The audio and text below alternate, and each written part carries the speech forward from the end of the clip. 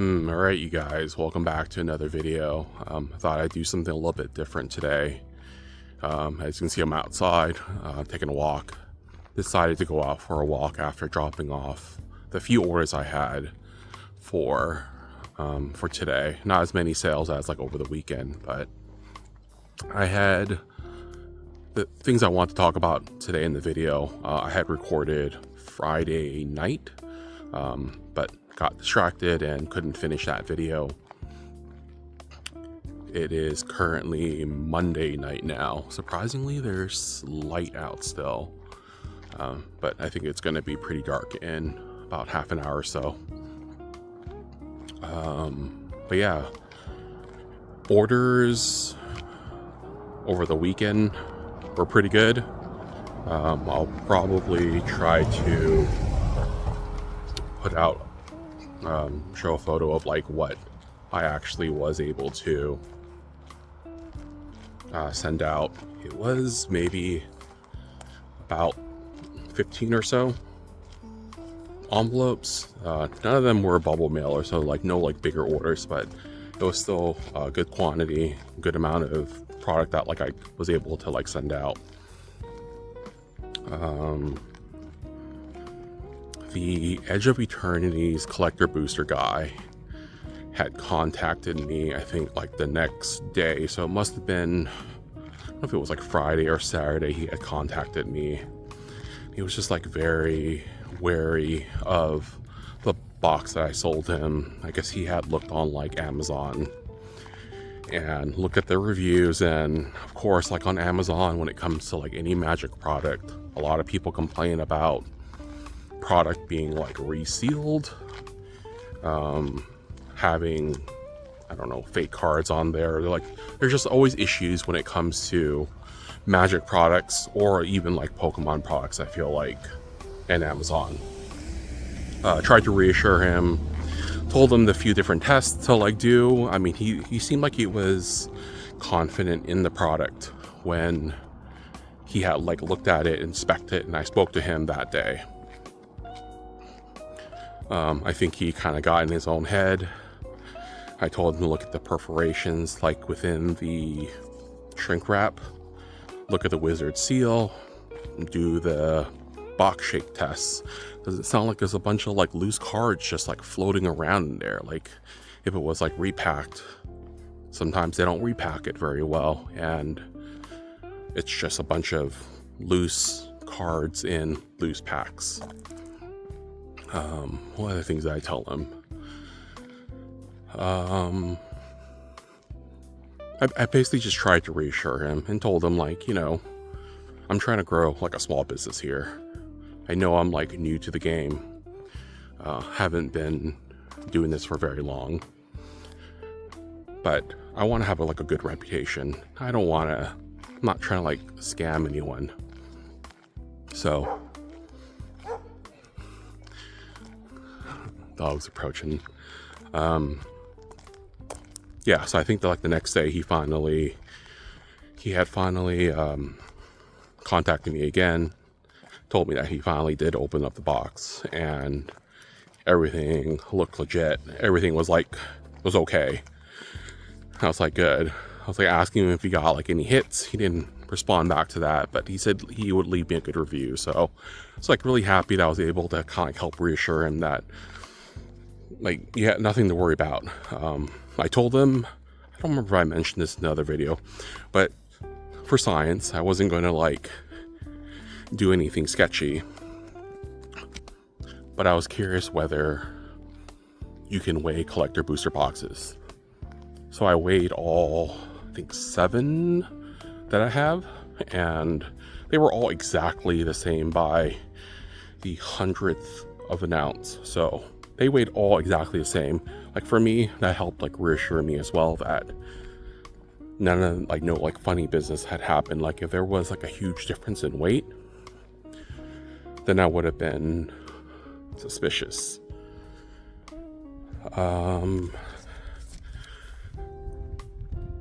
Costco had Surging Sparks drop. I think that was also on Friday morning, afternoon or something. And it was like a 2-pack of Surging, like an ETB and a booster bundle, I believe. I forgot how much it was, but it was like basically 2 ETBs, 2 bundles that you could purchase. What was I gonna say? I heard about it early enough where there was like a queue system. There was a line for the line, essentially. So I lined up in that first line, and as soon as you finished that first line, you then got into the actual like queue. And once you got into that queue, it didn't matter like when you joined that first line. It kind of just like threw you in randomly with the like 150,000 people that had originally been in that first line. So like I was at like 105,000 or something, whereas people that joined it like 30 seconds before, they were like some of them were like under 20,000. A lot of people weren't happy about that. I figure it is what it is.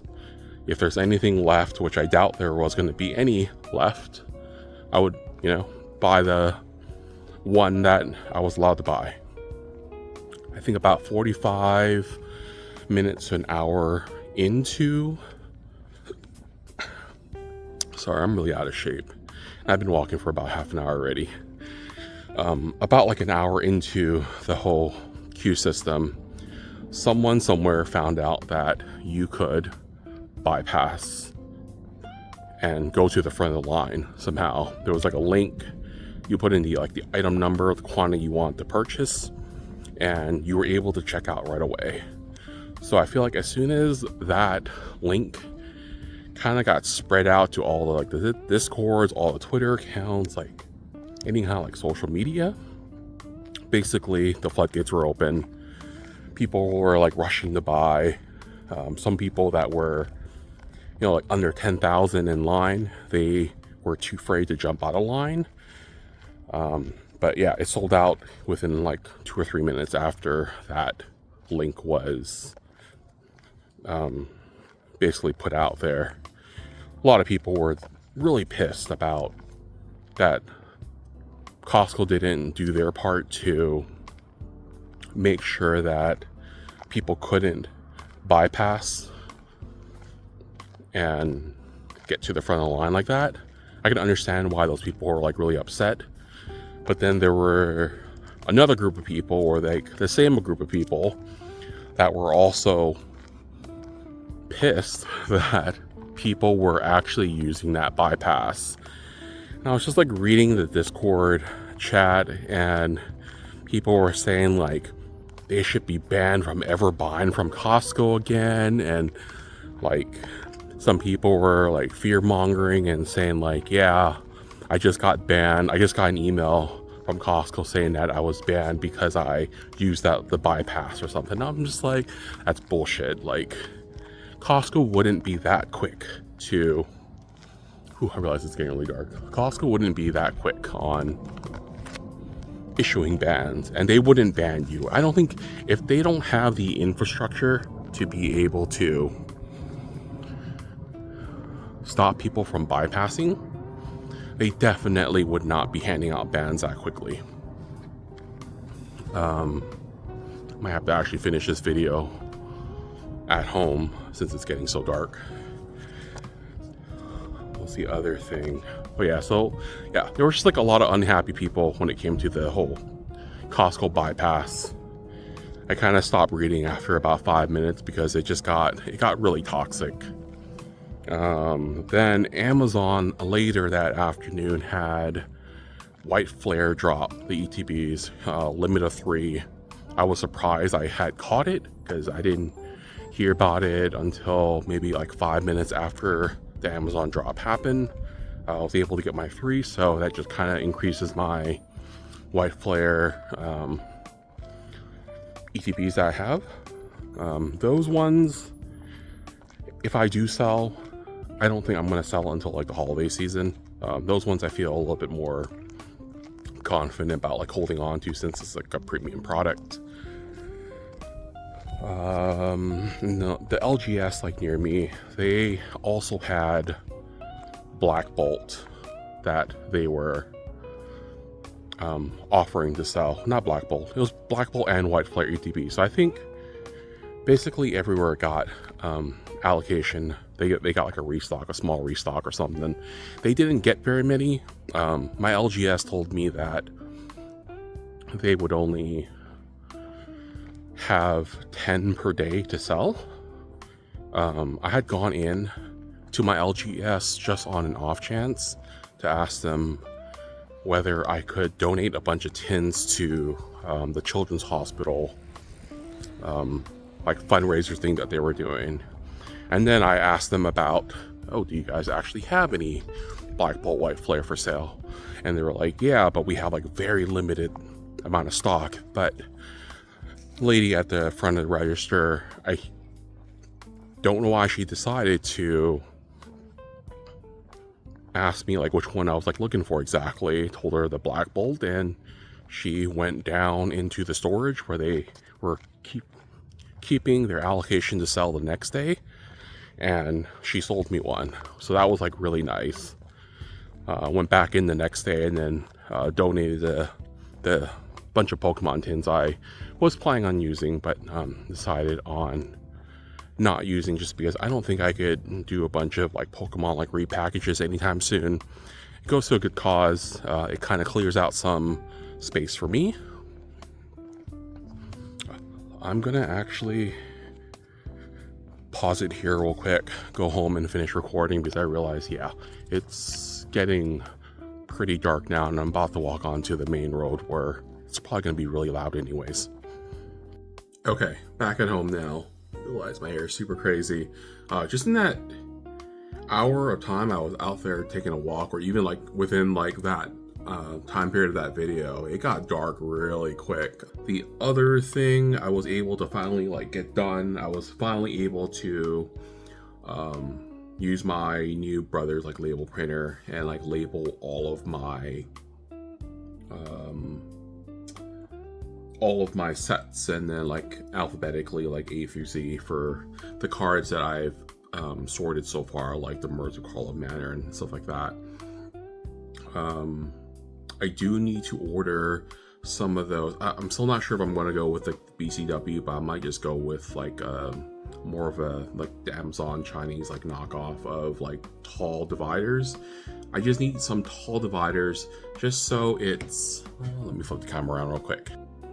So like you can see, like it's all like nicely labeled like A through Z for the letters are applicable, but like, you know, the Final Fantasy Commander, it's hard to see when it's the same height as the rest of the letters, which is why I use these to kind of make it a little bit thicker, make it stand out a little bit more. But if I had some tall dividers that would probably come up to like here, then it would be easier to see the different sets. I know I could potentially like put it here, but like each row, I try to make use out of the box as best I can, so each row isn't necessarily designated to one set, at least the way I do it. Because like, as you can see, I don't really have any Final Fantasy, like just like the regular base expansion.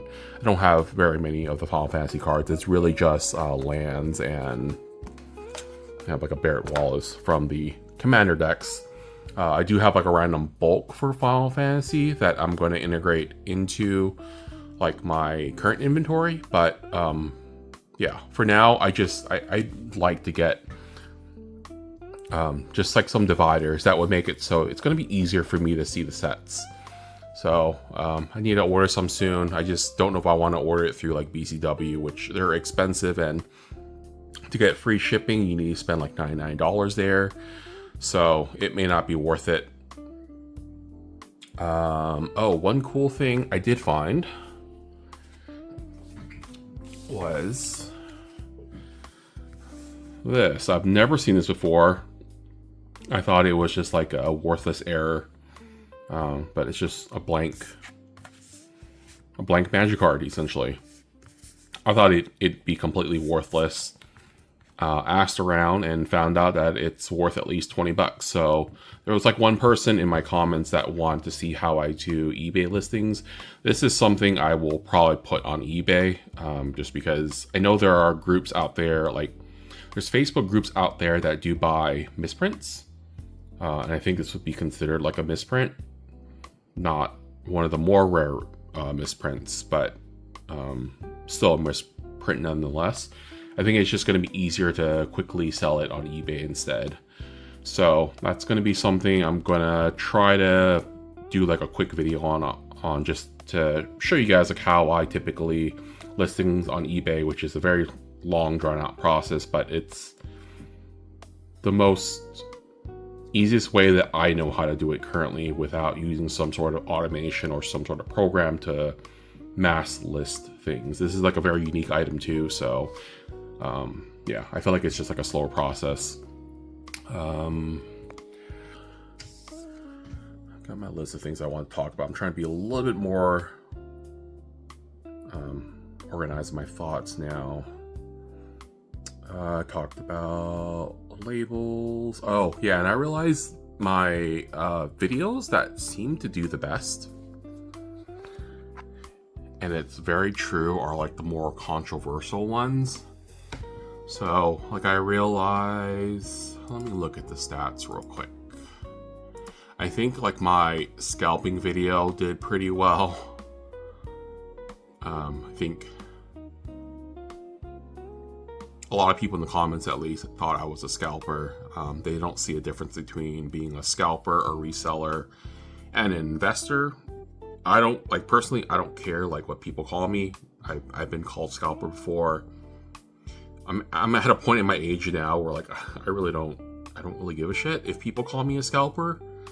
I don't see myself as a scalper, but you know, everyone has like their own opinion, and I feel like the videos that also don't do very well is when I show like big purchases. So like my 4-month stockpile of like sealed product, people did not, it got like at least for me, a decent amount of views. But like the amount of downvotes that I get is always, there's more downvotes than upvotes. And I didn't understand it at first, but I understand it because I think I now understand it because I think people just see me as a scalper. So they see me opening or like buying how many boxes of like those Assassin's Creed starter decks. Like I have like 60 of them that I bought, you know, like even though they have no idea that those Assassin's Creed starter decks are easily and readily available to be purchased at MSRP, and no one bought them at MSRP. The fact that they see me having so many of them now and opening those like now and like reselling those at market price because it's gone up to market price, people are unhappy about that.